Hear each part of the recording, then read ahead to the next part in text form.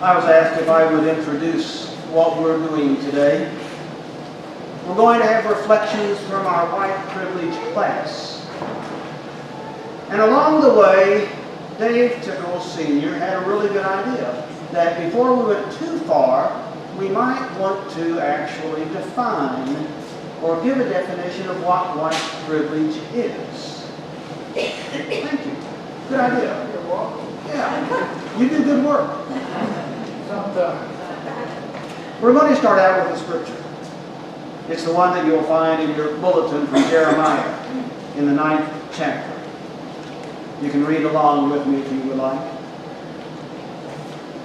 Thus says the Lord, do not let the wise boast in their wisdom. Do not let the mighty boast in their might. Do not let the wealthy boast in their wealth. But let those who boast in this, that they understand and know me, that I am the Lord. I act with steadfast love, justice, and righteousness in the earth, for in these things I delight, says the Lord.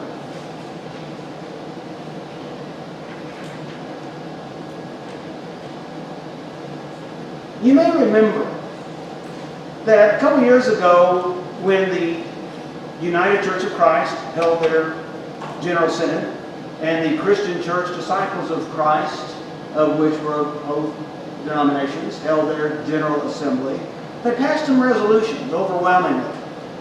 This was a couple years ago, about being against racism and learning about it, being called to become educated, informed, and being called to do something about it. As Bev said, the wickedness that we experience is not something new, but it's here. It's still not gone. And so this was brought to the council. The church council took a look at these resolutions and agreed that this is something our church, with our heritage of being against racism, would embrace. And you did. The church council asked whether somebody might want to lead a group. Nancy Shangola Bowman jumped on the opportunity. She made an invitation. Would anybody in the church like to kind of gather together and let's start doing this on behalf of the congregation and bring it to the congregation? That group, now called the Amen group, all means everyone now, has become probably the most dynamic group that we have in our congregation. They have educated, they have inspired us, they have challenged us. Then earlier in the spring, they asked, could we start a class on white privilege? The United Church of Christ had created a very good curriculum. Nancy Shangola Bowman and Kelly Jo Little said they would lead it. The class lasted longer than maybe it was originally scheduled because people got into this and realized there's so much to learn. That this phrase, white privilege, is grossly misunderstood. We put it out on the reader board, and overwhelmingly, the response we got from the community was, why on earth are you doing something stupid like that? Messages were left on Facebook, on our telephone recorders. What are you trying to cause? Trouble? Only a few voices said thank you. White privilege, you throw that term out and it can be fighting words sometimes. It can be a reason where animosity jumps up very quickly. That wickedness that Bev spoke of rears its head. Well, I wasn't going to mention any of that because I was going to get straight to the definition, so I won't say anything about that. The definition, though. I came up with a really good definition on that, too. And yet, I thought I'd be better if I looked beyond just myself. So I looked around and I found that there was this class in University of Massachusetts in Amherst. And the class of higher level students, they were in a cultural boundaries class. And at the end of the semester, where these kids learned about white privilege, who were primarily white kids, by the way.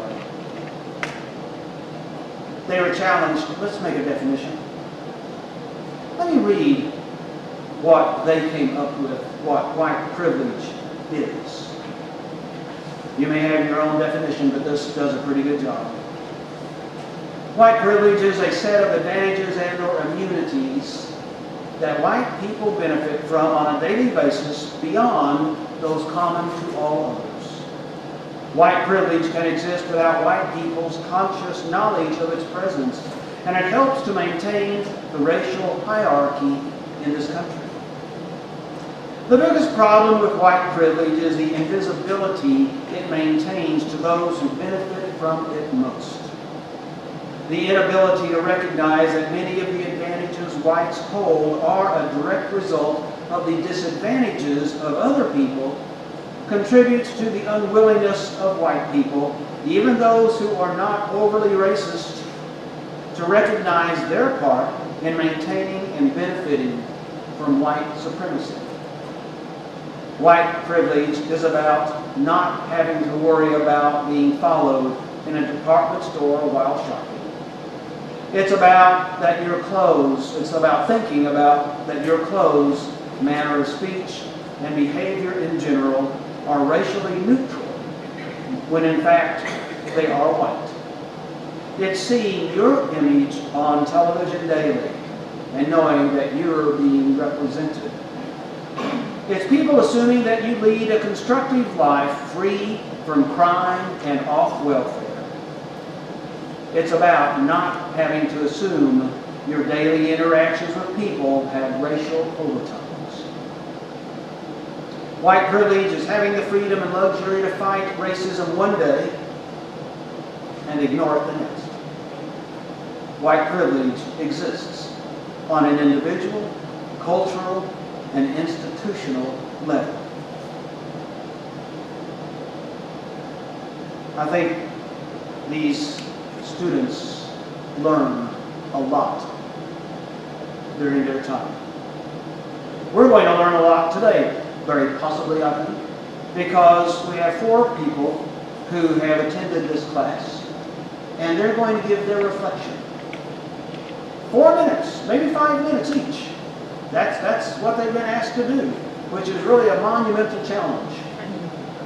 Because if you would have been in that class, or for those who were, you know that there's so much that could be shared. So I'm going to invite Nancy Garrett, Linda McGowan, David Tickle, and Linda Manzo, speaking for what Jerry Smith has written, to come forward in that order and share with us your ideas, your reflection on the white privilege.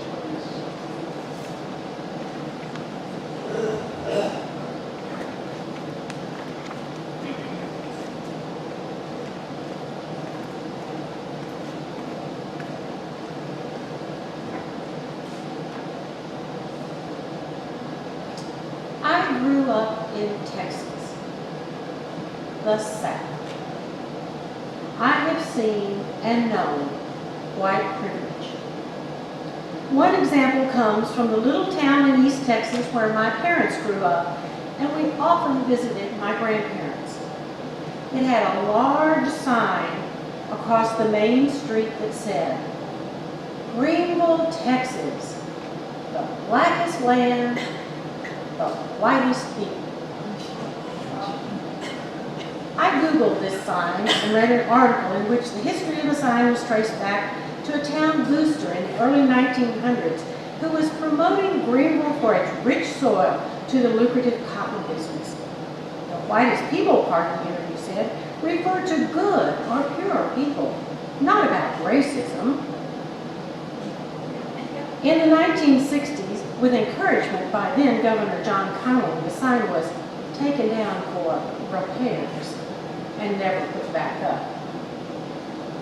In the white privilege class, we had the opportunity to listen to and study about a system that has shaped how our nation has functioned for too long and its effects. We knew this was going to be a difficult study, but one that we needed to address so we could understand it better and move forward knowing we could be part of the future and a new vision. Kelly Jo often started the class with exercises to get us going.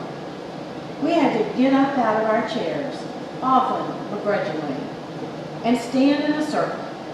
We had to look our partners in the eye so we could repeat the sound, the movement, or words they expressed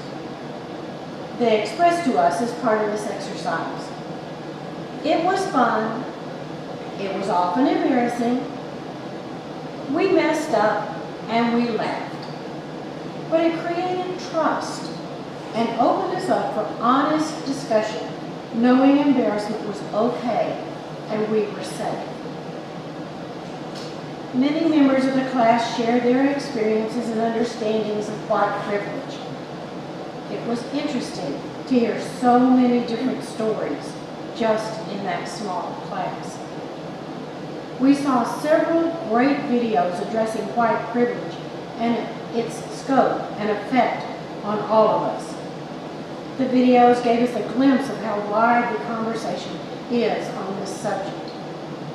I was impressed with the respect and sincerity in these videos as they approached the importance of opening up discussion on this systemic structure that is still such a deep part of American life. White privilege has such an impact on the ability of the people of our nation to live together and move forward to a new place. I think as a church, we need to present opportunities like this that assist our community in going deep in studying various issues that affect our lives. We need a place where we can share our stories, frustrations, hopes, and struggles in a constructive environment where people feel safe to talk and work through the many tough, complicated, deeply layered issues of our day. There are so many of them, but we can show how to step back from the stance of stubbornly digging in our heels to modeling respectful dialogue and study. Our country needs people to take the time to get to know each other, to share, to truly listen, and then grow to where our diversity can make us stronger rather than divide us.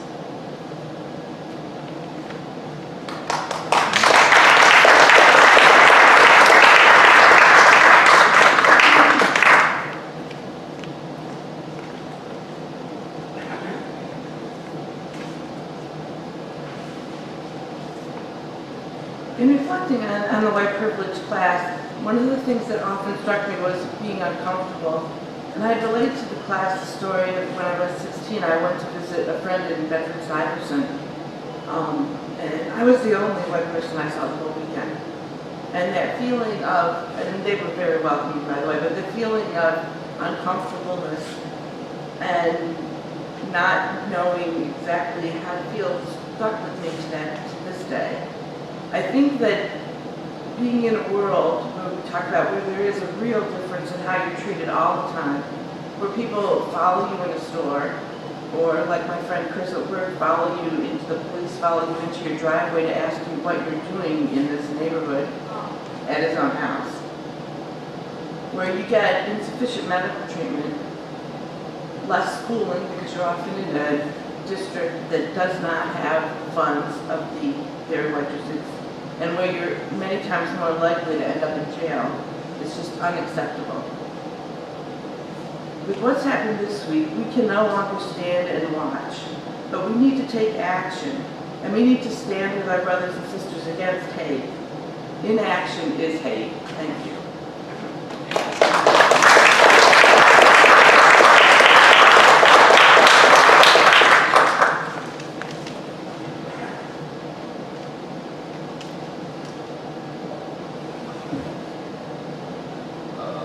I grew up in a blue-collar town in southwestern Ohio, called Middletown, Ohio. Today, as I look back at my hometown, I will call Middletown a redneck town with a Bible Belt religious fervor. As I grew up, I was surrounded by segregation and discrimination. I did not seriously consider the plight of blacks in my time until I was 21 years old. During my formative years in Ohio, my family attended a Church of God with no black members. There were not any black students in my schools until I got to high school. The Young Man's Christian Association of my town did not have any black members. And I spent a lot of time as a black. In the movie theaters of my town, blacks were restricted to the balconies. Black people were segregated to the south end of town, where they had their own community center with a gymnasium and a swimming pool built by the steel company. Briefly, we tickled kids who were afraid of black kids because they were so different. My parents were liberal in their approach to race and religion, but there was an uncle who liked to tell racist jokes at family gatherings. We tickled kids' laugh, even if we did not understand the joke. Situation ethics, I suppose. And one of my dearest aunts told me that my most religious grandmother, my dearest aunt's mother, said, "It is okay for many colored birds to mix together during the daylight hours, but when it is time to sleep, you roost with your own." I knew as a child that there were negative feelings in my family towards black people, but I would not call them aces at that time. As I mentioned earlier, it was not until I was 21 years old that I was really confronted with white privilege, and I saw firsthand the discrimination of black people. I was in the Air Force at the time, stationed at Andrews Air Force Base, and I played basketball, and the team was on its way to Dover, Delaware to play in a tournament. We were riding in a car, and I was riding in a car with the black players on our team. When we made a beer stop in Glen Burnie, Maryland, below the Mason-Dixon line, I noticed the black players did not get out of the car. So I said to them, "Come on, we're going into this place and have a few beers." I said that a lot to a lot of people. They looked at me disbelievingly, and one of them said, "Dave, you know we can't go in there." No, I didn't realize they couldn't go into that Maryland tavern. We white boys went into the tavern, stayed longer than we should have, and brought beer back to our teammates in the car. President Truman had integrated the services by that time, and there were black bands and black patrons in the Washington, D.C. bars, so I guess I thought there was no discrimination anywhere. The time of this occurrence was about November of 1953 or 54. I have never forgotten that experience, nor will I ever. How did the class on white privilege affect me? Individually, I think it made me more sensitive to black people's needs and aspirations. Certainly that incident in Glen Burnie affected me a lot. But what can we do? We can join a group, for example. We can join the NAACP, or the Bucks County Committee for Interracial Harmony, as I did, and where I made a lot of black friends. Finally, I encourage all UCC members to become involved in some community organization, to meet like-minded people, to be able to do some good and feel good about it, and to do some growing. P.S. I've got a P.S. for you. Now there are two cute brown kids named Maya and Liam Tickle, living in Charlottesville, Virginia, of all places. You see, one of my favorite nephews married this beautiful African-American psychiatrist. And you never know. This kind of happening tells me the world is getting better.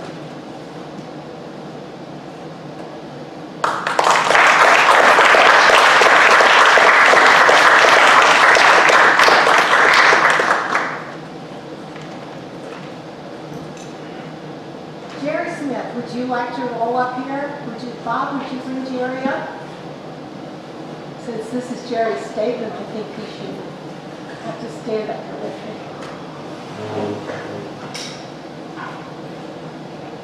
Yeah.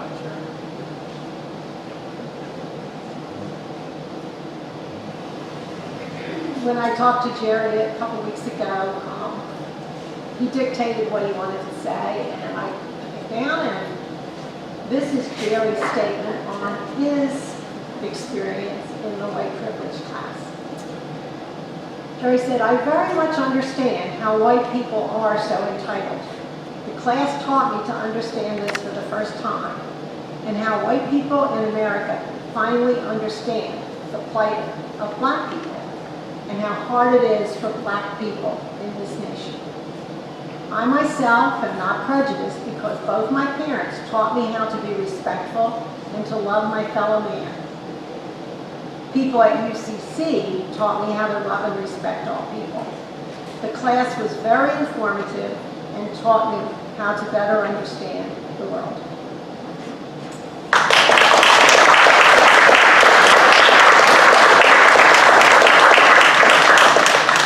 In listening to all of this, I'm going to use up a minute of Jerry that Jerry didn't use, because when I came out of the white privilege class, it left me with a question. And for those of you who have put up with me in this church for 40 years know that if I see a problem, I'm going to fix it right now. And my question is, what can I do? I'm not a joiner. And I wonder if I'm a racist when I put on my glasses and I see people around me through eyes of black privilege. So I've been making it a thing to meaningfully look people in the eye, black people in the eye, give them a big smile and say hello. And I hope that's a different experience than what they're used to. I approached 3 black men in Wendy's last Sunday on my way home. And I went over to them and they had put movers shirts on. And I said, "Are you guys movers?" And they said yes. And they looked at me very suspiciously like, "What is this white lady want from us?" And I said, I know people all the time who need small movers. So I got a whole bunch of their business cards. So if you're looking for a small mover, they seem really good. Also, the guys that clean my gutter were Hispanic, and I got all their cards. So that's just one way that I'm hoping to affect a difference, just a little bit. I know it's not big, but it's an idea to throw out.